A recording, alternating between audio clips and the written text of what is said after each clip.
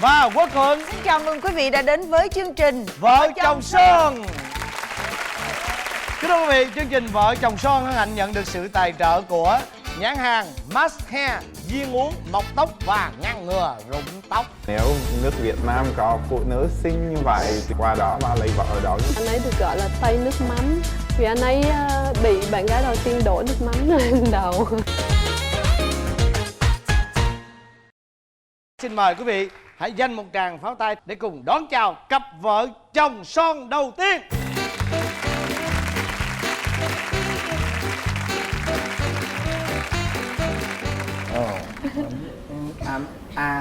Hello. Là em nói tiếng Việt được.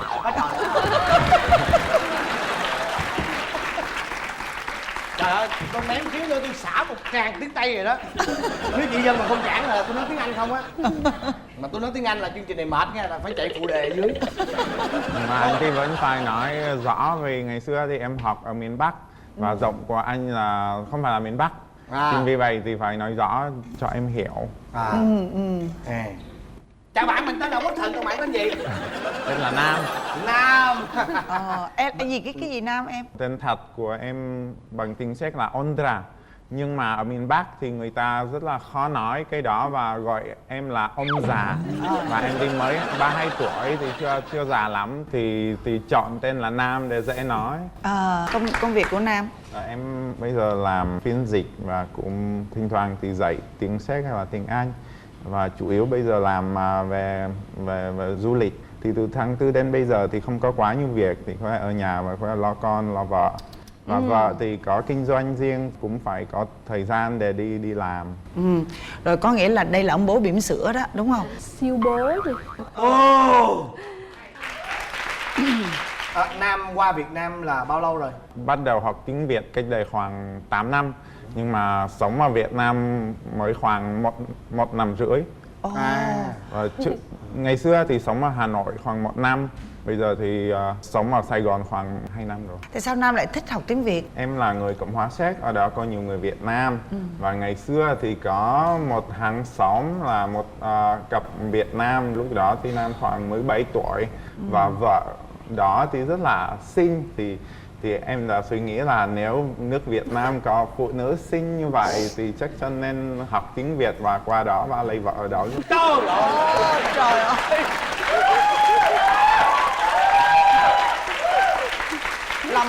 Lúc đó là mới có 7 tuổi thôi đó. Và tôi nghĩ rằng là khi mà cái chương trình này phát, tôi nghĩ là đàn ông trên toàn thế giới sẽ về Việt Nam lấy gái Việt Nam rất là nhiều. Bởi vì gái Việt Nam chúng tôi đẹp rất là nhiều. Rồi, xin phép em. Tại vì quá bất ngờ với sự xuất hiện của Nam, cho nên là nãy giờ cứ giao lưu với Nam không, mà là chưa giao lưu với em. Bây giờ chào em, mời em giới thiệu về mình. Em tên là Mai, em đang làm thiết kế thời trang. Và em đang có thương hiệu riêng của mình rồi. Thiết kế thời trang hay gì mà một cái đầm rất là đẹp. Cái này thực tế là kỷ niệm em muốn lưu lại để cả đời. Vì cái hình này là cái hình mà Nam làm khi tán em. Nam làm khi tán em. Khi tán tán tỉnh em á hả?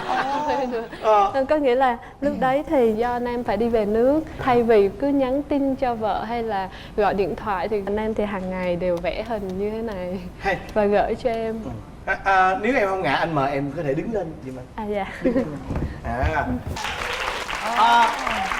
Anh ấy làm một cái đầm rất là ấn tượng và rất có ý nghĩa. Nhưng mà ai cũng tưởng là em vẽ cây đó khi em khoảng 4 tuổi. Nhưng mà thực ra em hơn 30 tuổi khi vẽ cây đó. Không, nhưng mà thực ra nhìn Nam á là trẻ hơn so với tuổi. Thường là người phương Tây không á, không uống rượu, không hút thuốc lá, nói chung là không làm gì hư thì chắc chắn là sẽ có vẻ và trẻ. không ăn thịt nữa. Và không ăn thịt nữa. Không ăn thịt. Nói chung là cuộc sống của em rất là chán rồi nhưng mà vẫn trông trẻ thì được.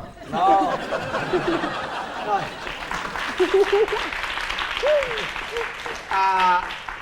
Nam và Mai gặp nhau trong trường hợp nào và lần đầu tiên gặp nhau thì như thế nào? Kể cho anh nghe. Lần đầu tiên gặp nhau là ở Sài Gòn cách đây 2 năm ở quận 7, tự nhiên đi uống sinh tố và gặp nhau. Mai thì đi xe cúp 50 rất là cũ nhưng mà vẽ lên cây đó rất là đẹp. và cũng không có trang điểm gì hết, và quần áo thì cũng rất là bình dân bình thường. Và em thì thích cái đó, em không thích những phụ nữ thích mặc sang trọng. Và chính vì vậy thì đã suy nghĩ là ở Việt Nam và phụ nữ như vậy thì chắc là sẽ rất là thú vị, thì nên tán và cưới luôn. Tán và cưới luôn. Lần đầu tiên ông gặp người ta mà suy nghĩ là tán và cưới luôn. Nhưng mà khi mà em quyết định về Việt Nam để mà em tìm một cô gái như cái em mong muốn á, thì Mai có phải là người phụ nữ đầu tiên? Dạ, không. Trước Mai em trước đó thì em đã học tiếng Việt ở trường đại học xã hội nhân văn ở Hà Nội. Thì ai cũng nói là bây giờ thì em đang học tiếng Việt thì phải bắt buộc phải ăn thịt chó và đi tán gái Việt Nam. Thì ai cũng nói như vậy thì em đi theo ý kiến của họ, thì em ăn thịt chó. Nhưng mà bây giờ không ăn thịt chó nữa vì sợ kiếp sau sẽ sinh ra những con giun thì không muốn cái đó nữa.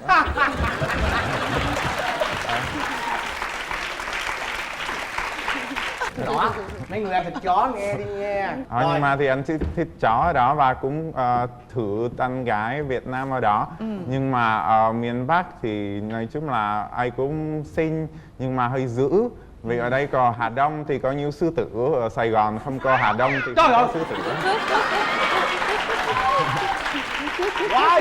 Quá dữ. Nhưng mà sao lúc mà em tán mấy cô gái Hà Nội, sao em không lấy vợ Hà Nội? Nói chung là lúc đó thì vẫn trẻ và một lần thì bị bỏ. Sau đó thì quyết định là không tán người Việt, con gái Việt Nam nữa. Nhưng mà tự nhiên thì vào miền Nam và nhận ra là phụ nữ miền Nam thì dễ thương hơn nhiều, và lấy vợ miền Nam thì chắc là tốt hơn. Em có biết được cái việc là trước khi mà anh quen em là anh cũng đã từng tán mấy cô ngoài Bắc không? Có chứ. Và anh ấy thì có một kỷ niệm rất là vui, bởi vì anh ấy được gọi là Tây nước mắm. Cái gì? Tây nước mắm à? Tây nước mắm. Vì anh ấy bị bạn gái đầu tiên đổ nước mắm lên đầu. Wow, thiệt không? Vì chia tay rồi và sau đó thì gặp nhau với bạn gái mới thì chắc là ghen tị một chút. Là bị đánh ghen đó phải không? Dạ, nước mắm thì ngon mà thì không sao. Nhưng mà khi mà em gặp Mai á, là em quyết định em thay đổi cái suy nghĩ là em lại tiếp tục quen với lại lấy con gái Việt Nam nữa. Lý do vì sao? Vì vợ rất là độc lập, gọi là hạnh phúc nữa, nhưng mà không biết. Trời ơi. Và nói chung là em thì cố gắng giúp ở nhà, ví dụ là dọn dẹp một chút, nấu ăn, lo con. Nhưng mà cái đó thì ở bên Tây, nếu không làm cái đó thì sẽ bị phê bình, sẽ bị chửi. Nhưng mà ở đây không làm là chuyện bình thường, nhưng mà khi làm ở đây thì sẽ được vợ khen, và cái đó rất là tốt. Thì vì em thì quen làm việc ở nhà, vì ngày xưa có bạn gái Tây, nếu không làm thì bạn gái sẽ khó chịu và cuối cùng thì sẽ bỏ. Em nè, lúc mà em gặp chồng á, em có cảm thấy yêu liền không? Thì mới ban đầu em gặp, lúc đó thì em vẫn chưa nghĩ là hai đứa sẽ đi sâu hơn và kết hôn. Thì em chỉ nghĩ là anh này mà làm chồng mình được thì hay nhỉ. Tại vì hài hước quá và lúc nào em cũng cười, và sau đó thì em nói là hay quá thì em muốn cưới người này luôn.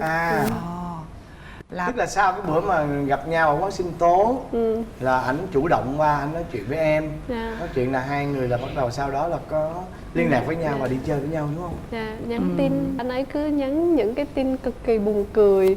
Ví dụ? Anh ấy sử dụng những cái thành ngữ hoặc là những cái câu của Việt Nam rất là chuyên nghiệp. Ví dụ giống như là buồn như con chuồn chuồn, hoặc là dạng như vậy. Và chêm vào rất là nhiều những cái đó, và khi em đọc đến và rất là ngạc nhiên, là em cảm thấy nó rất là thân thuộc.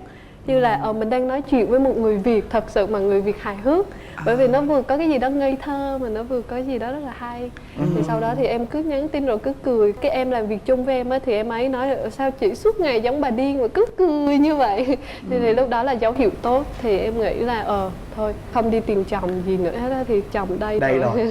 Nhưng mà Ai chủ động đề nghị làm đám cưới? Thì tự nhiên thì Nam nói là bọn mình cưới nhau đi. Thì em nói cũng hay, cưới đi. Ồ, bao lâu? Tụi em đã cưới nhau được bao lâu rồi? Cũng 1 năm rưỡi. Như vậy cái chuyện tình yêu quá đẹp như vậy chắc là sau khi lấy nhau rồi là chắc cũng không có gì phàn nàn đâu ha. Chắc là cũng không có tật xấu đâu. Cười suốt ngày ạ. Hoàng Mai. Cười suốt ngày.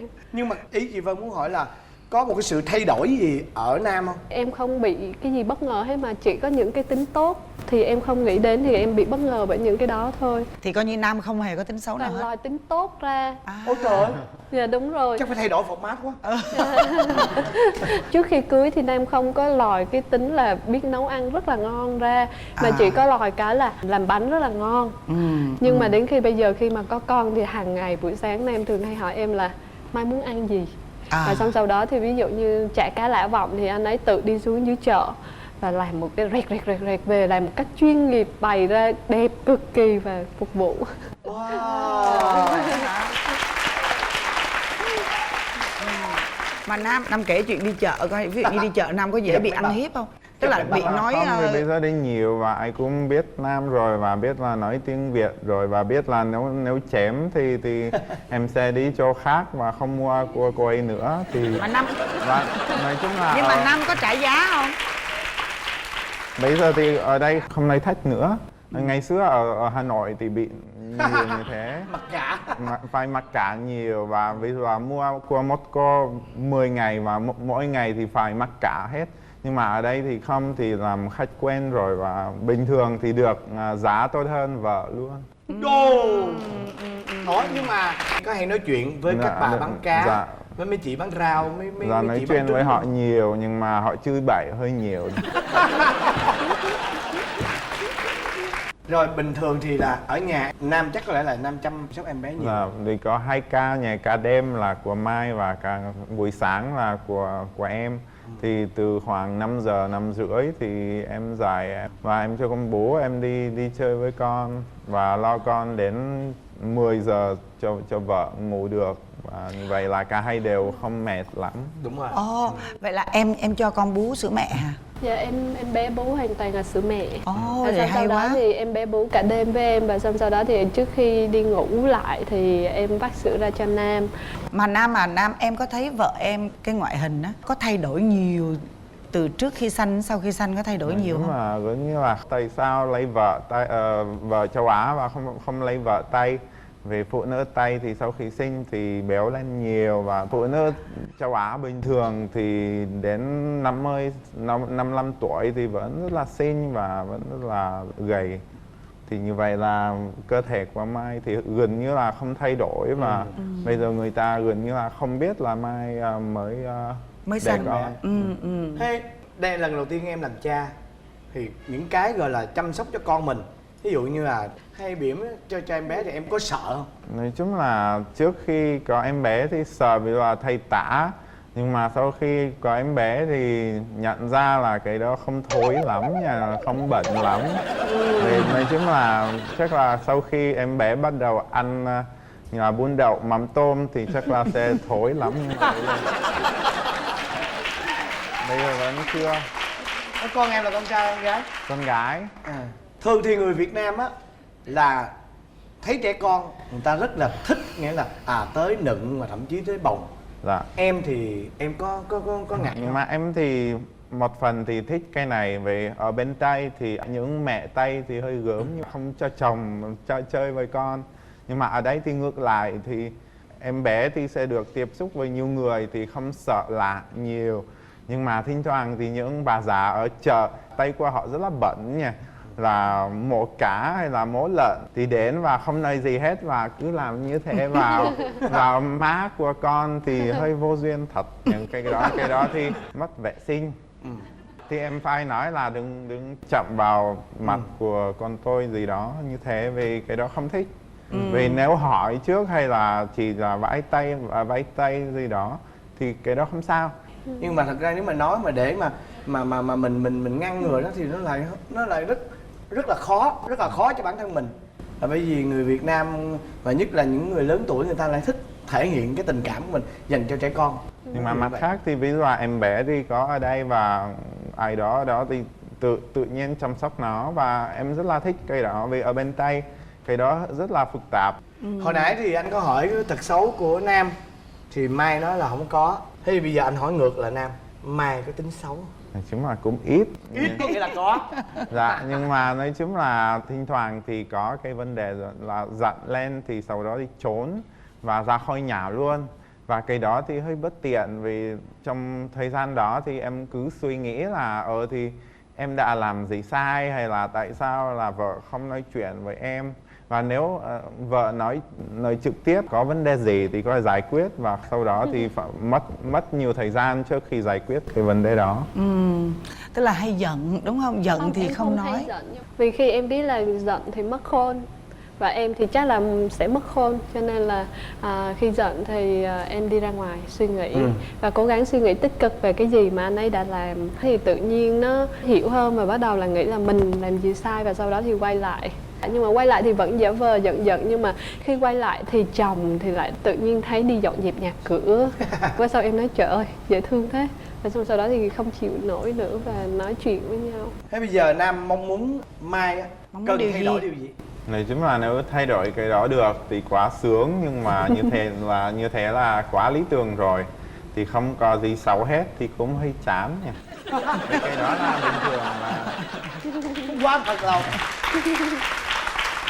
ở bên Tây thì người ta nói là đàn ông làm cái gì sai thì phụ nữ giận thì đàn ông xin lỗi, và phụ nữ làm cái gì sai thì đàn ông giận, sau đó phụ nữ giận và đàn ông phải xin lỗi lại.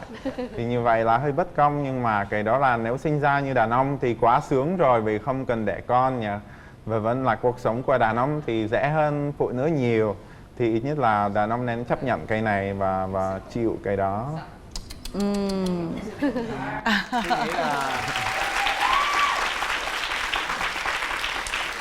Qua cái câu chuyện của vợ chồng Nam với Mai á, tôi rất muốn là cái số này á, nếu như quý vị khán giả nào xem và share ra trên Facebook, trên mạng cá nhân của mình, để cho cái sự lan tỏa nó rộng, để mà những người đàn ông Việt Nam á nên có những cái suy nghĩ như Nam đây. Lúc nào cũng cảm thấy rằng cho dù rõ ràng là Mai ở trong một cái gia đình với sự thương yêu của người chồng như thế này, nhưng mà bạn Nam vẫn còn cảm thấy là cái người phụ nữ vẫn còn bị thiệt thòi quá nhiều. Bởi vì sao? Bởi vì phải sanh con nè, phải nuôi con nè. Đó, thì tôi rất là xúc động với cái tình cảm và cái suy nghĩ như cái nhìn của Nam đối với phụ nữ nói chung và phụ nữ Việt Nam nói riêng. Thì với cái gia đình của hai bạn này thì cũng chỉ biết là chúc hai bạn sẽ hạnh phúc hoài. Và rất cảm ơn cái tình cảm của Nam đã dành cho chương trình, cũng như là dành cho tất cả những người phụ nữ Việt Nam, và cho Mai, cho người vợ của Nam.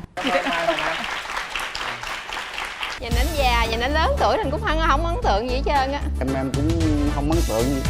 Tại vì thấy vợ lúc đó không có phải là mẫu người của em, thì quánh dập cái rồi vô luôn. Và bây giờ thì xin mời quý vị cho một tràng pháo tay tiếp theo để cùng đón chào cặp vợ chồng thứ hai.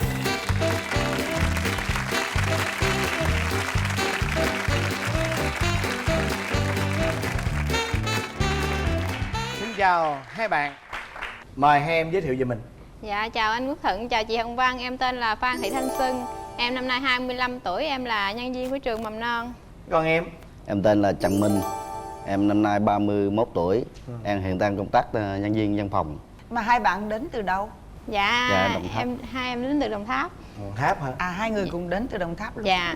Đồng Tháp mà ở đâu? Sa Đéc, Hồng Ngự hay là Thanh Bình? Ở huyện Hồng Ngự. Hai em chắc có lẽ là quen nhau từ cái thời mà nhỏ xíu ở tại dưới Hồng Ngự đúng không? Dạ, hai em quen nhau cách đây khoảng hơn 2 năm. Do sự sắp xếp là Mai của cô hiệu phó trường em, mà cô đó là bạn của ông xã em. Cái cô hiệu phó ngày hôm nay có lên đây tham dự không? Dạ không. Rồi mà lần đầu tiên em gặp ảnh thì em ấn tượng gì về anh này? Nhìn ảnh xấu. Mắc cỡ rồi, mắc cỡ. Nhìn ảnh già, nhìn ảnh lớn tuổi mình cũng không ấn tượng gì hết trơn á. Dạ. Nhưng mà ngược lại trường em thì sao? Em cũng không ấn tượng gì. Đừng có nói xấu như già. Không phải. Tại vì thấy vợ lúc đó không có phải là mẫu người của em. Tuy em xấu, em lớn tuổi thiệt, nhưng mà em cũng có cái mẫu hình mẫu người của em, nhưng mà lúc đó mẫu người của em là như thế nào? cao cao cao cao như chị Vân không hả? Rồi cuối cùng thì làm sao mà hai bạn yêu nhau? Không ấn tượng gì về nhau mà lại yêu nhau?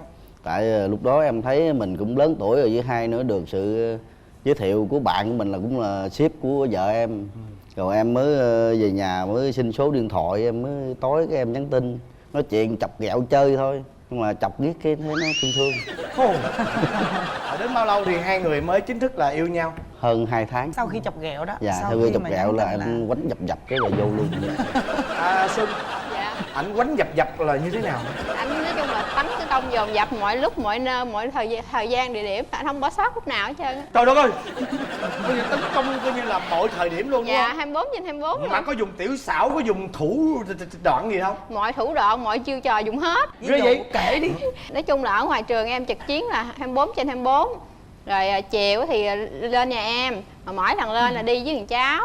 Mà đi là lên là mua chuột thằng cháu, là nói tốt cho cậu ở Út, cậu Út gì nè. Mà thằng cháu lúc đó cũng nghe lời lắm, nó nói là cậu Út tốt lắm.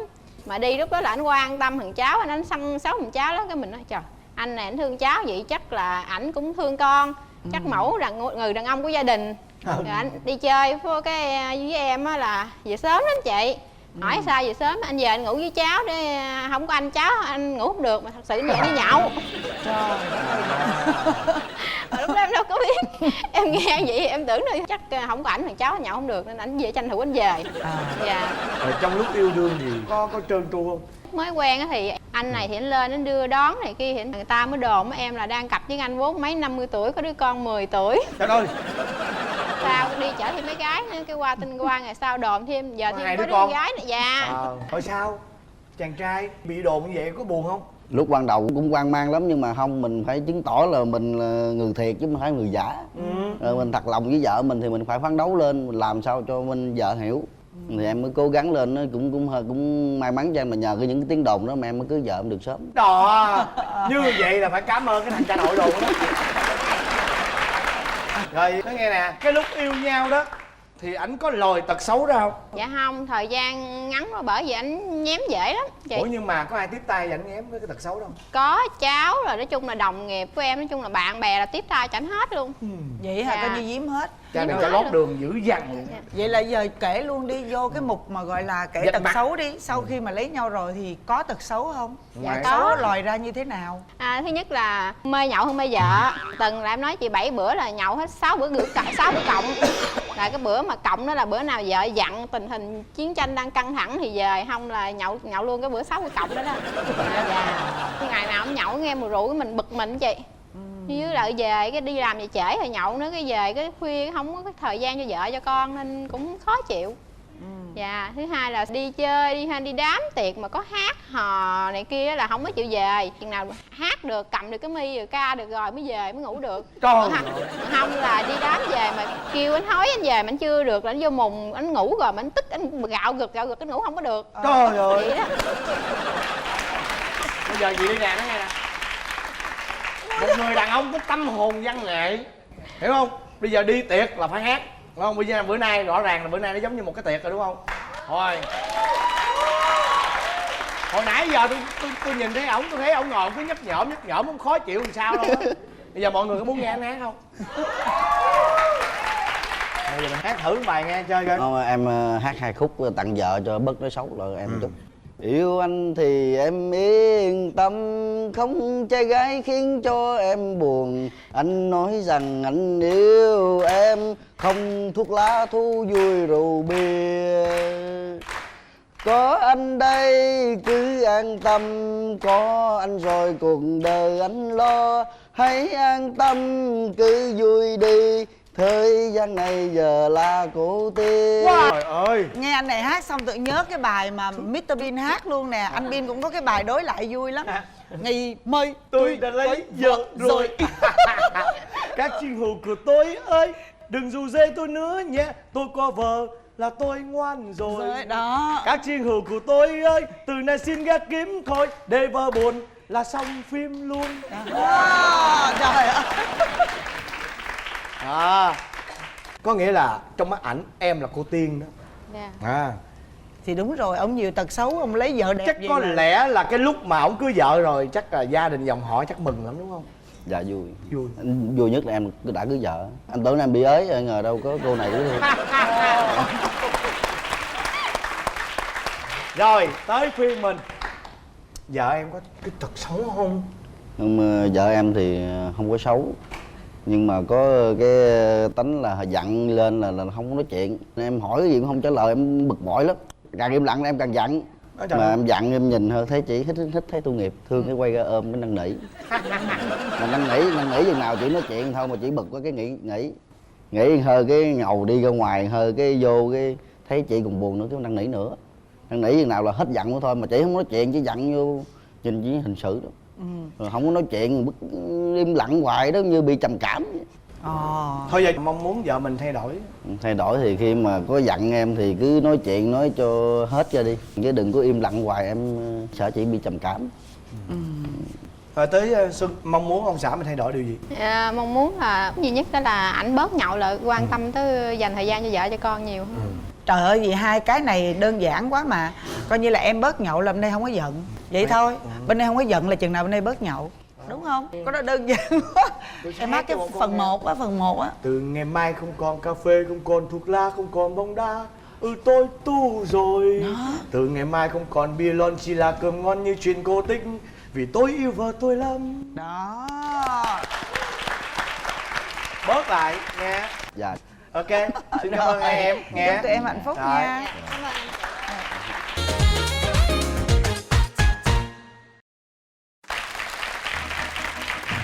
Và bây giờ là đến phần kiểm tra hiểu ý và bốc thăm may mắn. Chúng ta có 4 phần quà đặc biệt như sau.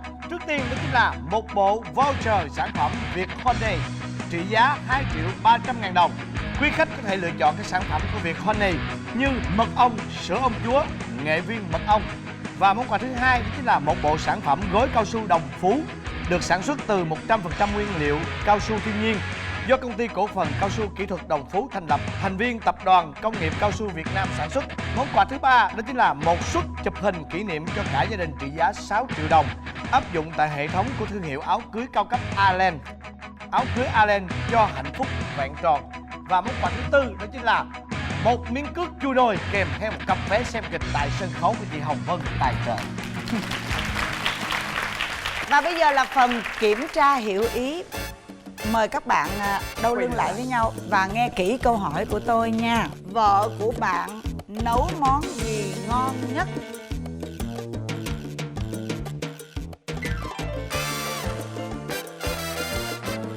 Vợ của Nam nấu món gì ngon nhất? Mở ra.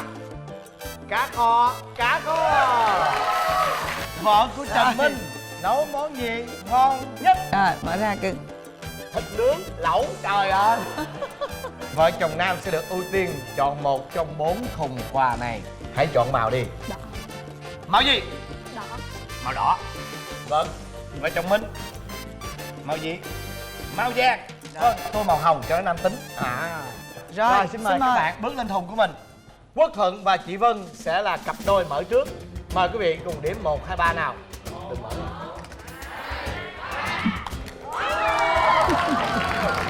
Mời quý vị, chúng ta hãy đếm nào. Cùng mở nha. 1, 2, 3, mở. Wow. Như vậy là khán giả khi mà xem chương trình Vợ Chồng Son tuần này sẽ có cơ hội nhận được một phần thưởng, đó chính là một bộ sản phẩm gối cao su Đồng Phú. Tuy nhiên để nhận được sản phẩm này thì chúng ta phải trả lời được câu hỏi của chị Hồng Vân đưa ra. Và câu hỏi đó như sau. Người chồng ở cặp đôi thứ nhất là người nước nào? A. Pháp, B. Hà Lan và C. Cộng hòa Séc. Quá dễ. Và câu thứ hai là có bao nhiêu người trả lời đúng giống như bạn? Không dễ chút nào. Kính thưa quý vị, chương trình Vợ Chồng Son hân hạnh nhận được sự tài trợ của nhãn hàng Max Hair, viên uống mọc tóc ngăn ngừa rụng tóc. Và bây giờ thời lượng của chương trình chúng ta đã hết rồi. Chúng ta tạm thời chia tay nhau và chắc chắn sẽ gặp lại nhau vào tối Chủ nhật hàng tuần lúc 22 giờ trên kênh HTV7 với chương trình Vợ Chồng Son.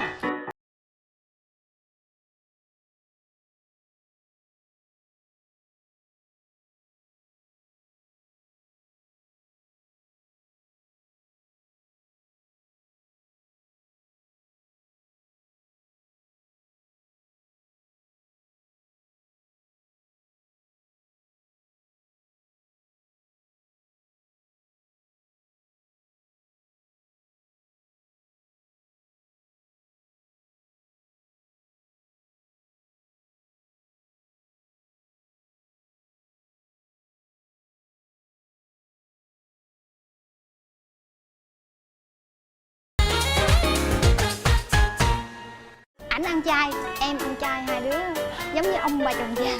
Thường là vợ cứ để em chủ động không à, rồi để em chủ động xong thì lại cảm giác như là không có thích. Em cảm nhận như gặp ở đâu đó nhưng mà không nhớ ra. Anh mỏi chân qua cho anh ngồi một tí đi. Ông này sao mà sổ sàng quá vậy trời. Và chúng ta sẽ gặp lại nhau vào hàng tuần tối chủ nhật lúc 22 giờ trong chương trình Vợ chồng son trên kênh HTV7.